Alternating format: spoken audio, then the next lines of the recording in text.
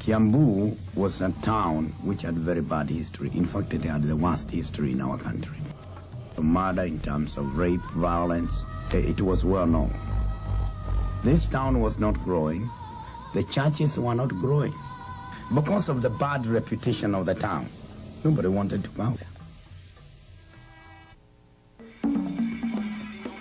By the late 1980s, this distressed suburb of Nairobi had become one of the most dangerous and oppressive places in Kenya. Bars and illicit stills outnumbered churches and grocery stores. Fueled by a river of alcohol, Kiambu's crime rate rose to worst in the nation. Nobody, especially women, dared venture out after dark. Civil servants routinely paid bribes to avoid assignments in Kiambu. Despite years of effort in this town of 65,000, no church had ever been able to grow beyond a few dozen members. As one weary pastor put it, "We preach the gospel here, but the people don't get saved." The Lord spoke to me and my wife back in 1988 and told us to come, that is Kiambu, and to plant a church. Itinerant ministers Thomas and Margaret Muthi weren't exactly thrilled when God called them to the town of Kiambu. They knew church planting in this notorious ministry graveyard would not be easy. In fact, ministry colleagues in Nairobi thought the whole idea was crazy, and they didn't hesitate to say so. But the Muthis realized that to be successful, they would need to identify and confront the source of Kiambu's spiritual oppression.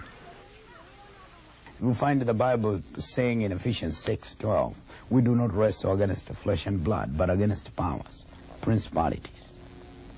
So our problem was not the people in the town. Our problem was, what is the devil doing to the people? Why is he keeping them the way they are? For 6 months, the Muthis committed themselves to fervent prayer and diligent research. So we asked God, what's the root cause? We prayed, we fasted.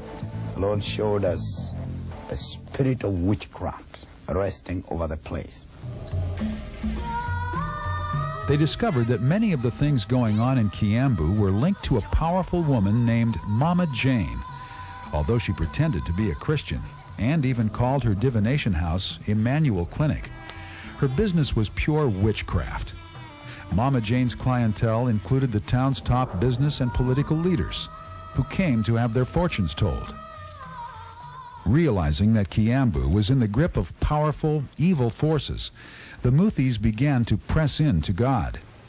And at the end of 6 months, we got an assurance in our spirits. The spiritual power over the town had been broken.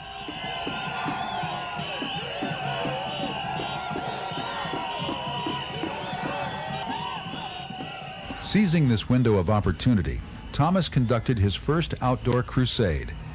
By the end of the first week, more than 200 people had committed their hearts to Christ. Soon, healings and conversions were commonplace. When the municipal hall could no longer accommodate the crowds, Thomas moved his congregation into the basement of a nearby grocery store. Filled with round-the-clock intercession, it was promptly dubbed the Prayer Cave. Distressed by these developments, Mama Jane began to counterattack through targeted witchcraft. A thick oppression descended upon prayer and worship services. It remained until elders discovered Mama Jane's handiwork outside the church. Realizing they were dealing with demonic influences, the believers took authority over the situation. Just raised up our hands one morning, and we prayed that she either gets saved or leaves town. Within days, Mama Jane was stripped of her power. Within weeks, she packed up and left town. Once this power of witchcraft, the principality that was over Kiambu, was broken, then the presence of God started to hover around the town. The entire atmosphere changed. Where once people used to be afraid to go out at night, Kiambu now enjoys one of the lowest crime rates in the country. Local bars have been closed and remodeled into churches. The town has flourished. We have seen actual change. And with the presence of God, of course, there comes a lot of changes. Favors, prosperity. That's what we are seeing today. Now that Kiambu has a good name, people from Nairobi are flocking to get houses there. The population is up by 30%.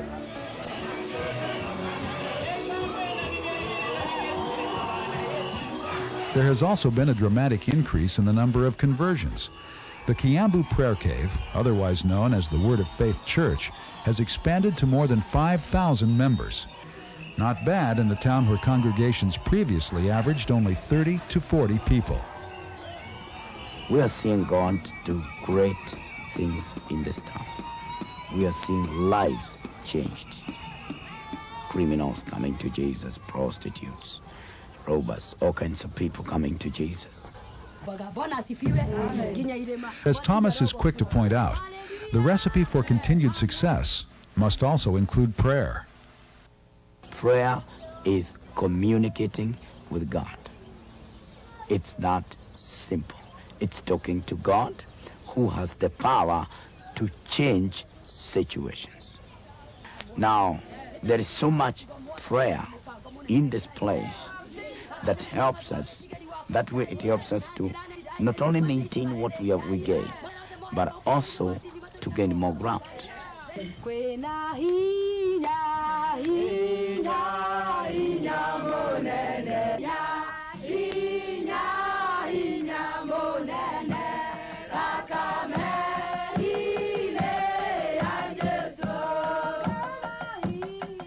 Each day, more than 400 intercessors gather to pray. The routine begins at 6 a.m. They call it their morning glory. This is supplemented by Friday night prayer vigils and Wednesday evening gatherings called Operation Prayer Storm. Prayer generates a power that is extraordinary. It's a power that transforms. I've seen it transform the city. If God can do it in Kiambu, he can do it anywhere in the world.